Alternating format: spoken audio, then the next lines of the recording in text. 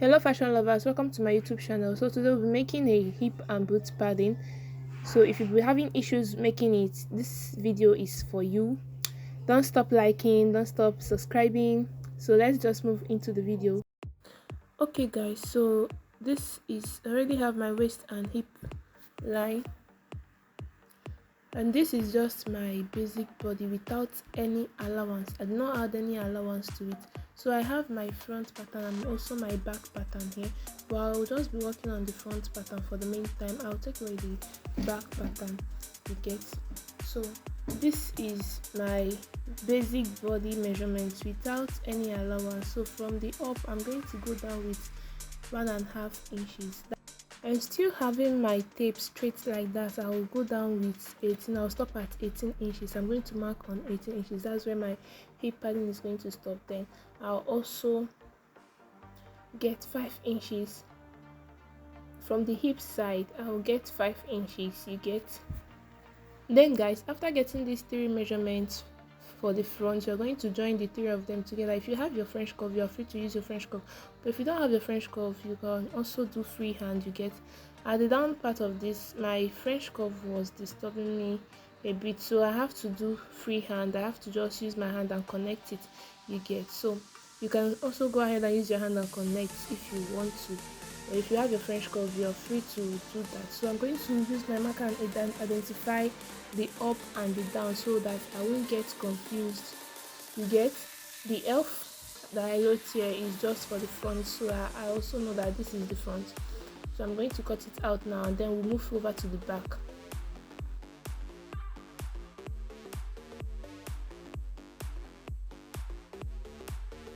So guys, here we have the back now. So the back is also the same thing with the front. The only allowance I have at the back is just my zip allowance. That's 1 inch for my zip allowance. That's the only allowance I have on the back. Then on the back also, from the waist I'm going to go down with 1.5 inches, and from that waist I'm going down with 18 inches. After that, from the zip allowance area, I'll come inside with 1 inches. From the zip allowance side, I'm going to go in with 1 inches, and then again I'll get my under boot measurement, which is 13 inches. Some people do use 14. Please, if you are going to measure your own, from your waist you place your tape on your waist and then you measure your under boot. Mine is 13 inches. Don't mind me, I have to clean the 14 inches because I measured and it was 13 inches, so I have to clean the 14. And then from the hip side also, on that same 14 inches, I'm going to go in with 5 inches. So now I'm going to connect all these lines together. This is for the back. I'm going to connect it together. We have like 4 lines at the back, so I'm going to just connect it together and also label it up, down and back.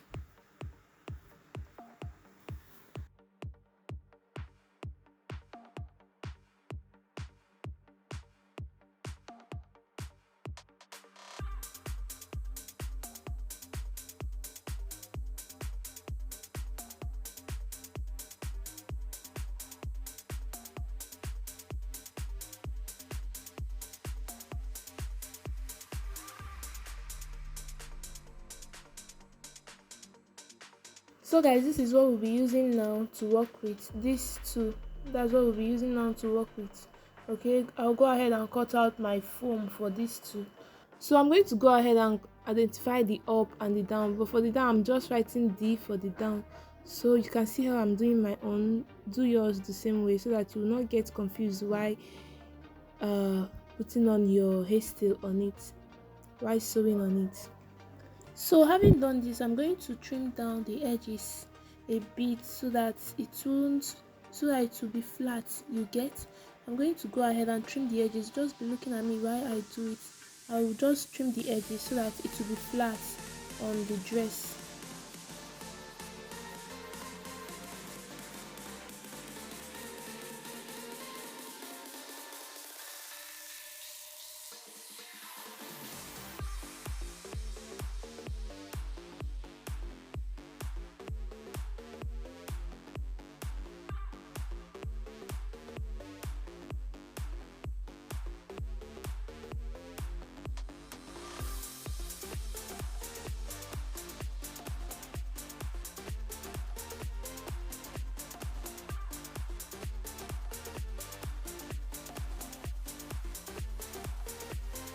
And then right here I have my hairstyle already cut out.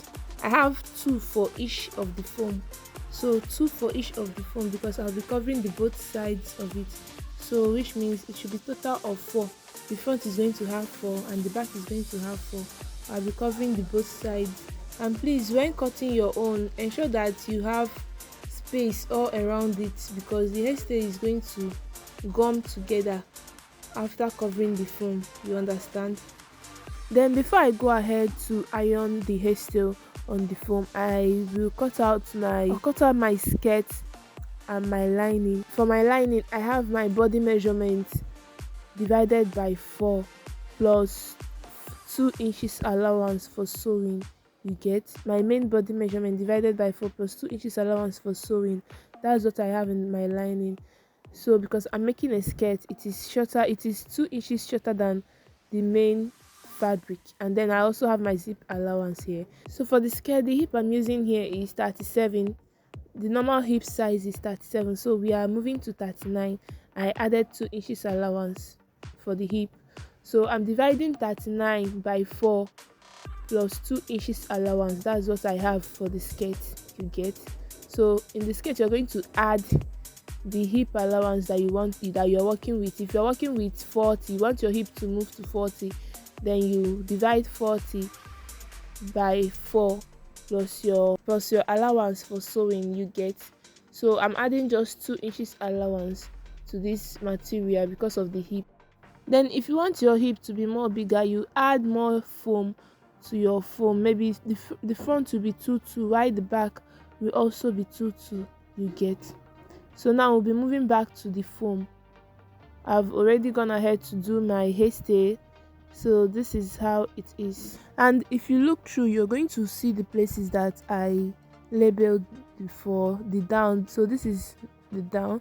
I don't know if you can see it, but if you look through, you're going to still see the places that I wrote up and down. So now I'll be placing it together. I'll have to use my machine right now. Please make sure that your own glues to the foam very well. Like this one I'm holding now, it's on the foam very well, because when I was doing mine, the NEPA took their light, so I had to just stop like that. Now I'm going to go ahead and first of all hold the 2 of them together, the front and the back. I'm holding the front and the back. So I purposely did this video so that you guys can see what I'm explaining. So I have up, and the up for the front and the up for the back also. So I'm going to sew the both of them together. So here now I'm sewing both the front and the back. The front, the up of the front and the up of the back, I'm holding the 2 of them together. That's the middle of the 2 of them. I have to sew it straight down before I'll start sewing the sides.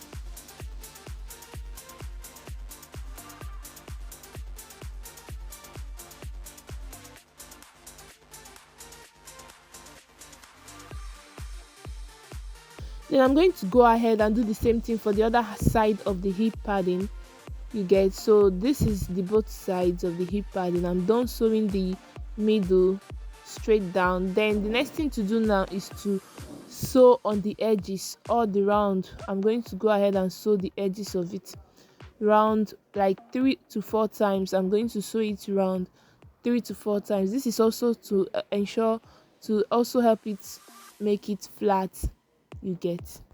Then right now I'm going to cut out all these edges that I'm not using anymore, you get.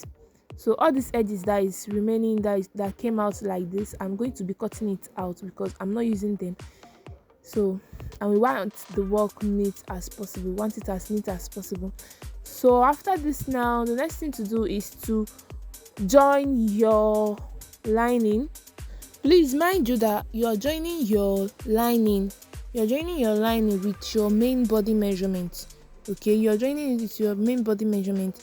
Then you have to open up your zip allowance after joining, because you have to close it up to be able to join it to get the actual measurements. Then after that, you open it up again, because from here you'll be adding your hip pad from this your zip allowance. And please, before adding your hip pad, you're going to go ahead and iron the edges of your lining. You're going to iron it, like to open it up like this, so that it's going to be pressed. You're going to open it up. The same thing you did for your lining, you're going to do it for your main fabric. You're going to, but your main fabric now, the only thing is that you're going to divide it by that hip padding measurement that you are adding. If you are adding extra 2 inches to your hip, then you're dividing it by with that 2 inches. If your hip is 37 and you are moving to 39, you are dividing with 39. Okay, you're joining the cloth with 39. So the measurement is not going to be the same thing with the lining. So you're going to do everything that you did on your lining. You're still going to open up the zip allowance of your main material. I'm working with a damask material, so that's just it. And then you're also going to go ahead and iron the sides, to open then it after up. Ironing, this is what you're going to have. This is just what you're going to have after ironing the sides of your skirt. So now I'm going to place the upper part at the upper. I'm going to come down with 1 inches before placing it. So the rough area is going to face the rough side of the lining, you get, because this side now, this foam is going to be facing the material. So that rough area of the foam will be facing the rough area of your lining, you get. And then make sure that you are placing the front of the foam in the front of your lining also. So just try and be looking at what I'm doing, so you will not make mistake while putting yours. I'm giving a space of 1 inches at the top before adding it. Then I'll first of all sew in the middle of my foam. I'll sew it middle by middle, like I have to hold it. The middle of my foam will join to the middle of the lining. I'll just have to sew it straight down there to attach it, to hold it straight. So you might as well have to hold it with your office pin so that it doesn't shake or move. Then you have to keep on washing. So you see the way I'm doing my own, then you can also do yours that way.